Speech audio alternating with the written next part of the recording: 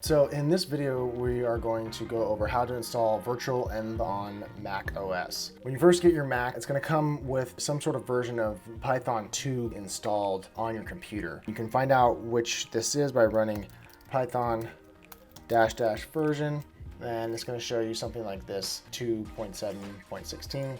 Nowadays, Python 2 isn't going to be supported anymore. So if you're doing any Python projects going forward, you're going to want to have them in some sort of version 3. In order to not have the versions conflict with each other, you need to install Python 3. And so it'll just have this 3 at the end of it, and that's how you know which version of Python you have that you can use to build applications and so forth. Depending on which directory you're in and which project you're working in, it's not always going to be the same version. So a better way to go about it is to create a virtual environment that you're just going to use for that specific project.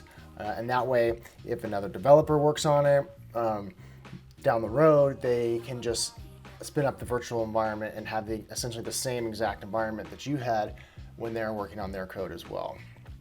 And a tool to do this is called Virtualenv. I went ahead and removed Virtualenv from my local user, and now I'm going to reinstall it. So now if I run Virtualenv -- version, it says there is no Virtualenv. So now if you go to the Virtualenv documentation here, you can come into the installation guide. I'll put a link to this in the description of the video. As you can see, there's several ways you can install this.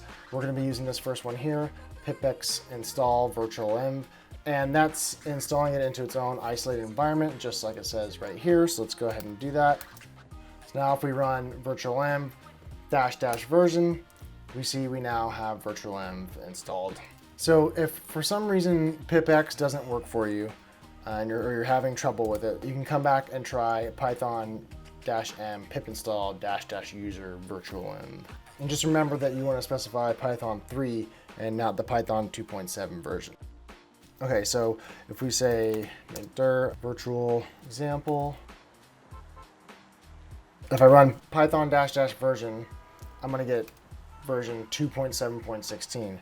But if I go ahead and create my virtual environment and tell it to run in 3.7, and if we open this up in our code editor, you'll see a folder in here called env, where this is going to store all of your Python dependencies and stuff for your application. By running source followed by the path to the virtual environment, that's going to tell the terminal in this session to reference that virtual environment.